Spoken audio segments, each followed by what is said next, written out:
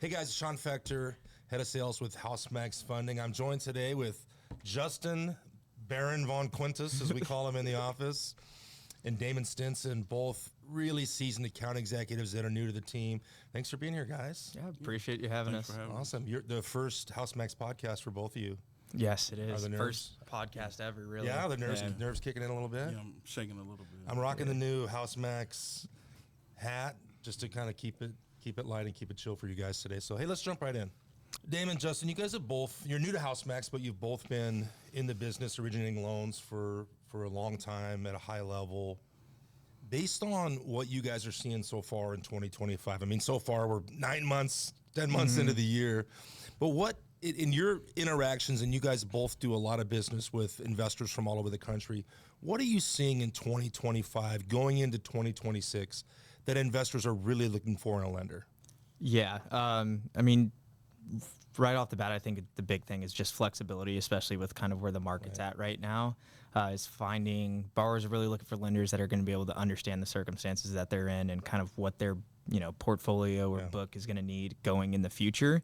And really that's what's going to drive kind of customer loyalty. So Damon, you've been doing this at a high level for a lot of years and you've done hundreds of deals.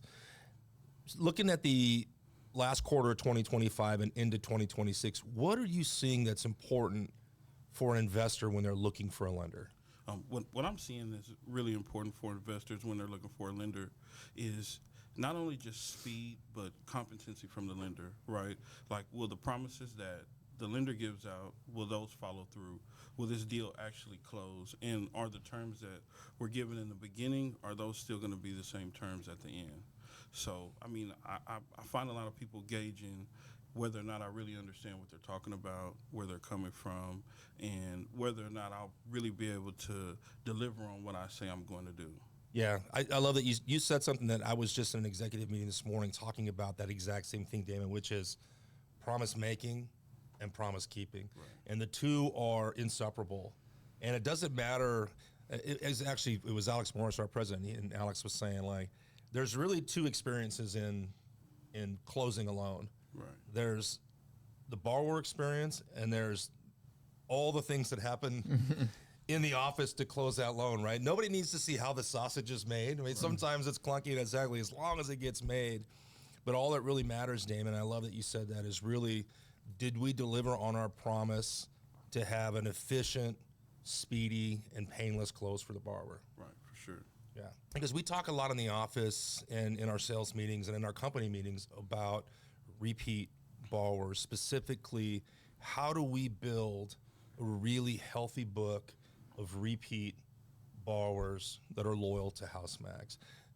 Justin, talk a little bit about what you're seeing with your borrowers. Is it rate sheet? Is it terms? Is it the fact that they just love you? Like, what's driving investor loyalty in your book? Yeah, what's driving investor loyalty for sure, in my opinion, is going to be the relationship I've built and cultivated with them. And really where I've kind of seen that is just even with kind of the ups and downs in rates right now, just borrowers still sticking with me and continuing to do business with us. And then it's kind of like one of the biggest hurdles to overcome, honestly, when you're doing outbound is borrowers that have a relationship for a long time with another lender are typically the more difficult ones to, get to bite, even if you do blow the other lender out of the water when it comes to rates. Yeah. If they have that relationship, it's still one of the most important things that you can have today in the industry. Absolutely. Damon, how about for you? What are you seeing? Again, you came from another shop where you've had years of a lot of success at a high level in this business, and you've got a strong book of business. Mm-hmm. For you, what do you see really drives customer loyalty? Well, I'm kind of torn on that one. I would have to say at the end of the day it's relationships, but with my relationships it's my ability to articulate my rate sheet, right? People have to know what's in it for them and how they'll succeed and whether or not it makes sense. I can have a conversation with you all day long, but that doesn't mean I'm going to buy anything from you. Right. You know what I mean? So, but I definitely say it's the relationships because I don't know whether or not the person on the other end of the phone is being honest, dishonest, or maybe they're just a super good salesperson. So building that relationship, seeing them, talking to them, and then going into the business portion of it kind of builds a great relationship. Yeah, I think it goes back to what you said a minute ago with promise making and promise keeping. Is it doesn't matter how much they love you, they want to watch a game with you, have a beer with you, if you're not competent when it comes to articulating the product and delivering surety of close, speed to close. Again, promise making, promise keeping. Well said. Guys, we talk a lot at HouseMax about using technology as a tool to actually create more meaningful human interaction as opposed to using it as a way to build walls between us and our borrowers. For you guys specifically, and I see both of you, even though you're primarily in office positions, I see both of you taking advantage of the opportunity to go out in Austin and in San Antonio and meet with our borrowers face to face, have lunch, walk a project, spend time with them. Why is that so important in today's digital age? Yeah, I think it kind of goes back to building that relationship with the borrower and understanding their project instead of just being somebody on the other end of the phone that's, trying to make a quick buck off of them. And then kind of just back to what HouseMax's mantra is, for investors, by investors. We really want to understand the project because we want to believe in it as much as the investor does. And that's where kind of our level of expertise comes in as well, is we don't just look at, does it, fit the credit box and pencil out. We want to make sure that it is an attainable project, and it's instilling that trust in the investor that, hey, we're in this more than just, making some money off of you. We want to see you succeed and continue to grow and help you grow your business in the future. Yeah, I think that goes back right to we don't just want to be a group of people sitting behind a desk with a checkbook. Yeah. We want to be an actual advisor and a partner in the project. We want to invest long term in the success and the health of the business of our borrowers, right? How about you, Damon? What are you seeing as again, somebody that's primarily in an in-office role as an advisor, as a salesperson? I still see you taking the opportunity to get out in the field and have lunch with borrowers, go have a beer with a borrower, walk a project with a borrower. Why do you think that's important in this digital age that we live in today? Well, I think it's important to get out and see your people face to face, because it's something about meeting somebody where they're at, and when they're having a conversation with you and they're emotionally excited or frustrated about something, and you showing them that you're emotionally excited or frustrated right there with them, and just, kind of go back to those times where you shake a hand and meet a friend and develop a relationship from there. It kind of takes it from something that you would just, talk to someone online or talk to a robot, to you knowing that it's an actual person there writing this stuff down, thinking about what you're saying, and then going back and applying what you talked about. And then, you can also share on those fun times that you had, because it's nothing like bonding over memories and then doing business from there. Yeah. So guys, you see in a lot of our marketing material, our tagline, or one of our taglines, by investors, for investors. And we really lean into the fact that the founders of the company, and in a lot of our company leadership, collectively, we've flipped 3,000 homes before starting HouseMax Funding in 2017. How does that mentality of for investors, by investors show up in the way that we do business? Yeah. To begin with, a lot of the ways that it does show up is on those deals that are kind of on the fringe of what most lenders' credit box is going to be, just because our leadership team and C-suite and executives all understand kind of what the investor is looking at and why they believe in the project.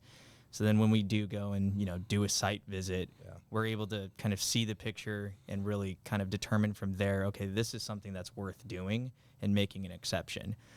Whereas a bunch of other lenders, they don't have that experience. So if it doesn't just pencil out perfectly, it's a hard no. And that's one of those things where we can help an investor grow and kind of explore and branch out and do more and better things, because our team understands what they're doing, where they're going, and what they've been through. Yeah, I love that response.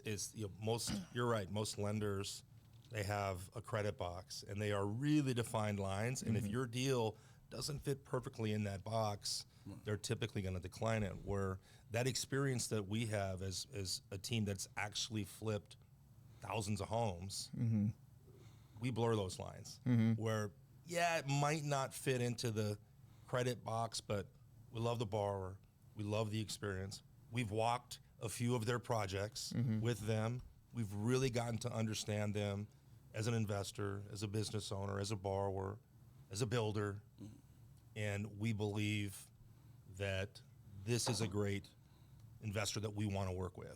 Yeah, and an example, just recently had a development deal come through, and we were looking through the numbers, and it's right around the corner. It's in our backyard, and we were kind of going into the meeting and the site walk like, I don't think this is kind of for us. Yeah. Doesn't seem like our cup of tea.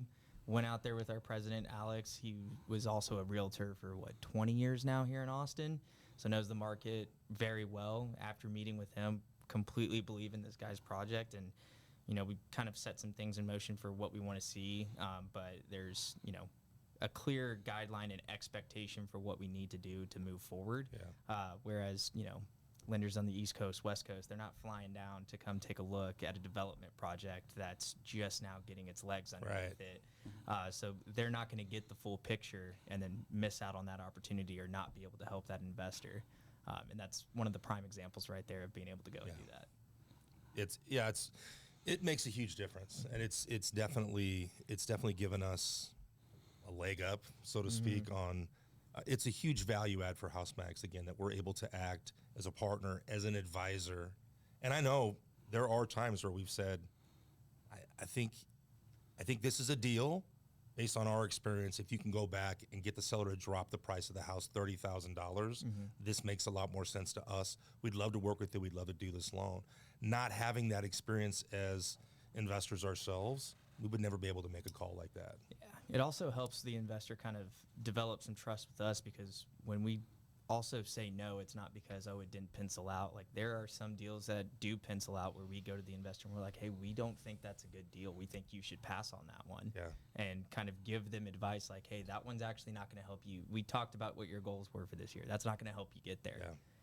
These are kind of some parameters and areas where we think you should be targeting, and that's helped investors along the way kind of grow faster and not make as many mistakes as our, C-suite did when they were first starting out. Oh, it's funny. You could sit with Jeff especially. I mean, Jeff's done 2,300 homes. Jeff has stories for days about learning the hard way. Like, I've made all the mistakes. I'm going to help you avoid as a partner with HouseMax. So, I mean, Damon, again, I've said it a few times that you've been doing this for a while. Moving over from another shop where you had a great run to HouseMax, where we really are, we look at our business through the lens of investor first, finance company, or lender second. Right. What has that meant to you, and how do you think that translates to the way that we're able to work with borrowers in a different capacity than you've been used to? Well, I mean, experienced leadership. I mean, when we walk into the building, the first thing you see is funded by flippers for flippers, right? And I mean, just when you think about social proofing, when you think about life decisions, having somebody that's already been where you're at, advising you on where to go, always gets you to where you want to be the quickest, right? So, I mean, I think with the way that our systems are set up, they're navigated for people that are doing what we're doing, not just for, everybody or anybody. They're navigated for you to utilize with your experience, for you to utilize with everything you know. And the person that's done it has been in your exact shoes before, from their first to their 3,000s, So we focused a lot of attention so far really talking about loyalty and retention and what makes HouseMax different.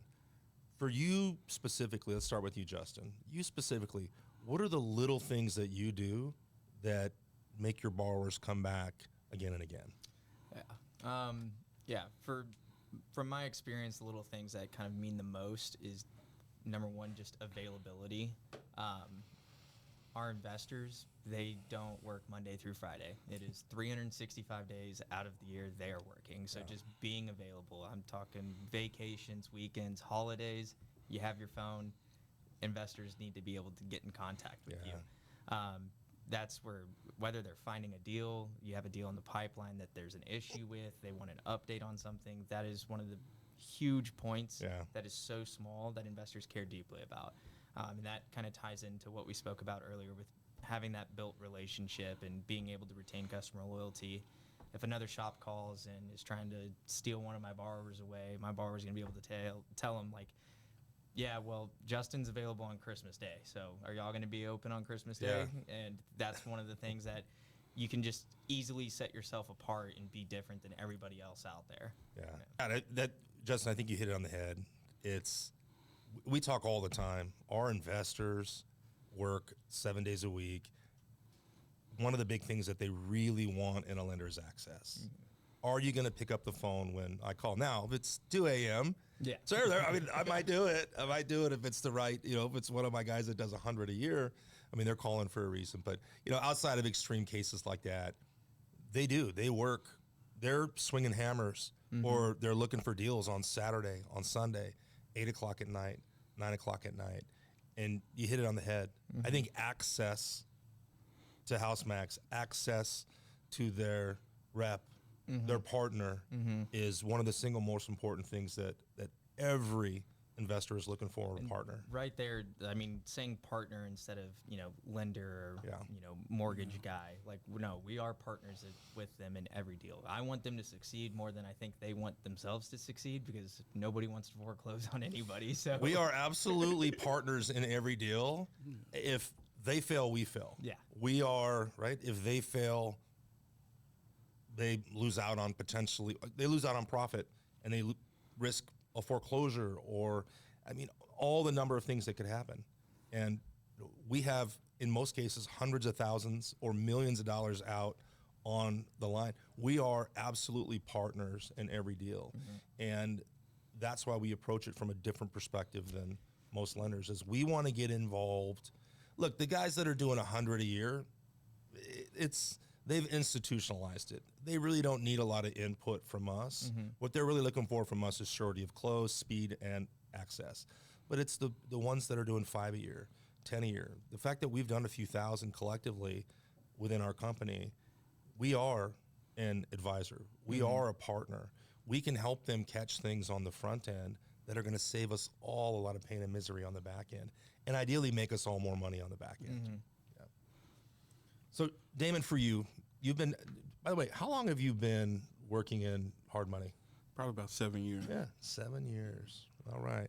And you've had a ton of success. That's one of the reasons that we went out and recruited you away from your last shop. We heard great things about you from a guy that we hired. Said, you got to go get this guy, Damon, in Austin. And sure enough, we were lucky enough to get you on the team. In the 7 years you've been doing this and you've built a great reputation in the industry, what are the little things that you do, Damon, that set you apart that make your borrowers come back again and again?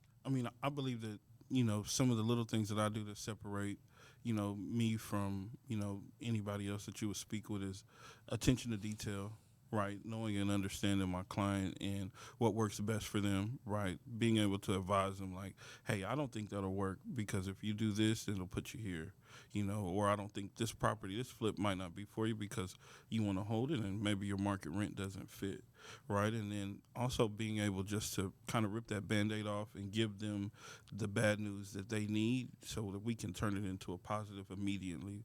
In the beginning, when I first started in this industry, that was something that I feared tremendously, was just calling and giving bad news because I was afraid to lose the deal, until one of my borrowers was like, look, if you would have told me this day one, day two, we would have had a solution, and day three would have been, going where we were going, and I wouldn't have left. So, that transparency really changed me in my ability to deliver the news that you need first. I don't necessarily want to say bad news. It's just a change in the plan, and letting them know where we need to go from there, so that then at that point we can develop another plan that'll work. And then, like we said, we can be available for you and everything like that. Damon, I love that you said transparency, and that's one thing that we believe wholeheartedly in as an organization with our employees, with our amongst our sales team, most importantly with our borrowers. And that transparency always leads to good things, even if you're delivering bad news. Because look, we've all been doing this for a while. Our company's done thousands and thousands of loans. At some point in most loans, something is going to go wrong, right? And it's usually something that can be fixed. But if we're not transparent and we don't get ahead of it, it is those little things that can snowball. And as that loan gets closer to close, turn into something major. Yeah. We say all the time, Jeff, I'm stealing a line from Jeff, which is, like, it's not how we treat each other when things are going good. It's how we treat each other when there's an issue with the loan or something comes up. And I think transparency is the solve for all of that. If we're upfront with our borrowers. We're upfront with our people on the processing side of the business, and everybody's working towards a common goal. We can solve almost any problem that comes up. Yeah, I mean, I like to tell all my borrowers, you're doing the fix and flip, but writing the loan for it is just like a fix and flip. You have your scope of work, and you have a plan of what you're going to go do, and then you go and gut the property, and you're like, oh, well, didn't plan for that. Yeah. Now I have to. But you have a contingency built into your scope of work, and it's just a great process to have your own little contingency for extra resources to be poured into when things do come up in the underwriting process. And could be underwriting, appraisals, background, credit, liquidity issues. All sorts of things can pop up that you don't take into account, or you had wrong. And just as long as you kind of have a way to manipulate your time to kind of get that solved, you'll be fine. Yeah, and it's there's a reason fix and flip loans or ground up loans or DSCR loans aren't done through a drive-through. Yeah. Right? It's a process. There's a lot that goes into it. HouseMax, we have almost 100 employees, and the amount of human touch required along every step of the workflow for a loan would be mind-boggling to somebody that hasn't seen how the sausage is made. When you have that many people involved in a loan, absolutely, humans make mistakes. And I think one of the greatest things about our company is that we do lean into being transparent with our borrowers. If there is an issue, we'll get in front of it, and we'll work with you for a solution, a quick solution, and one that makes sense for everybody. All right, guys, ready? Yeah. I got my notebook out here because I wrote down some. Actually, Harrison, our amazing senior marketing specialist, wants to have a little fun with you guys this morning. And since you're both newer with the company, we want everyone to get to know you a little bit. So we're going to ask you some really hard-hitting questions. It's one answer. Yeah. All right, you ready? Here we go. We'll start with you, Justin, and then Damon, you go right after him. All right, here we go. All right. Coffee or energy drink? Energy drink. Coffee for me. Why'd you have to think about that, Damon? Because yesterday I had both. All right, San Diego surf or Orange County golf? Orange County golf. I'm not good enough to surf. Yeah, me neither. I can't swim Orange County golf. You should probably stay away from the surf. All right, rate sheets or relationships? Relationships. Relationships, most See, definitely. that was a trick question. I was going to see if you want to. Yeah. You guys want to go in there? All right. Lunch with a borrower or lunch with your in-laws? Cannot plead the fifth. Your future in-laws will probably watch it. No, you have to answer the question. All right. Borrower. Future in-laws would probably Borrower? be mad at me. Most definitely lunch with a borrower. Dinner with All a right. borrower. Your future mother-in-law is going to see this someday, so I'm going to see this. All right. Marine discipline or sales hustle? That's a good one. Marine discipline. I'm going to have to go sales hustle. Sales hustle. All right. We got two different answers on that one. Are you risk taker or rule follower? I am a risky rule follower. Ooh, I like that one. I didn't even think of that.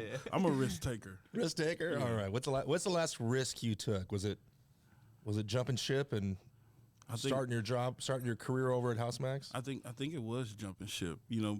Making a decision for me was the last risk that I took, and I felt good about it and I stood on it. Yeah. Well, we're glad you made it. Yeah, we're glad you made it. All right. Beach office or high-rise downtown view office? Beach office. Yeah. I'm born and raised here in Texas. I'm gonna have to go high rise. Have you ever seen a nice beach? I have. Hey, what are you saying about our Texas beaches? I'm not saying they're horrible, but come on. I mean, My mindset with the beach beach office was to be able to go fishing during lunch. Yeah. if it was like a California or maybe the Jersey Shore beach for sure, but I don't know about a Texas beach office. Hey, they are nice. I mean, from my high rise, I can see the lake. All right. There you go. There you go. All right. Next one is. By the way, have you guys taken the IDSCR 2-minute challenge? Have you personally taken that one? The 2-minute challenge? The 2-minute challenge. I do not think of Where you can go to HouseMaxFunding.com, IDSCR, right, which is our self-service portal for borrowers for DSCR. And the challenge is, can you enter your stated property information and cash flow, your personal information, and see real-time rates and lock rates in under 2 minutes. That's the IDSCR Oh. challenge. So my question was I have that. IDSCR challenge or traditional loan app? I take the IDSCR challenge. That one's hard. Right. I'll give you the answer, Justin. It's IDSCR. 2 minute challenge. For those of you watching, if you've got a rental property refi, HouseMaxFunding.com, hit the DSCR tab. It takes under 2 minutes with stated information to see real-time rate comparisons and actually put your loan in process. That's the answer you were looking for, Justin. That's the answer you were looking for. All right. Here we go. $1 million flip or $10 million. Now this would be for you personally. What would you rather have? Okay. What would you rather do? $1 million flip or have a $10 million rental portfolio? $10 million rental portfolio. Yeah, give me the $10 million rental portfolio. Okay. And then the follow-up question would be, why that one? Fix and flips, kind of like what we talked about earlier. You can have your scope of work, but once you get into it, you don't really know which can of worms you're opening. And one that's $1 million, that is probably an expensive mishap if you discover something. And then I just have a ton of experience and love DSCR. I think it's one of the coolest loan programs that you can do, and it's really cool kind of how you can manipulate numbers to get you exactly what you want. Yeah. So I just know that I would have a ton of fun quoting that one out. Maybe it should be $1 million flip or $1 million Yeah. rental portfolio, right? Yeah. I mean, I'm running with the $10 million rental portfolio or the $1 million rental portfolio only because you don't know what, special chips that I have in there. In this market where it's all about the investor, right now, one of those properties in my $10 million portfolio may end up being $10 million. That's just a little bit drastic, but, you never know what I'm going to have. If I just own one property, one flip, that one's good, but now I also have 10 more in my portfolio that you don't know about. Great answer. All right, last question. All right. Or last challenge. Okay. I'll buy lunch for the first guy that can tell me in the right order what BRRRR means. Buy, renovate, refinance, rent. No, And one more. What do you mean? Repeat. Oh. All right. All right. Great job, guys. All right.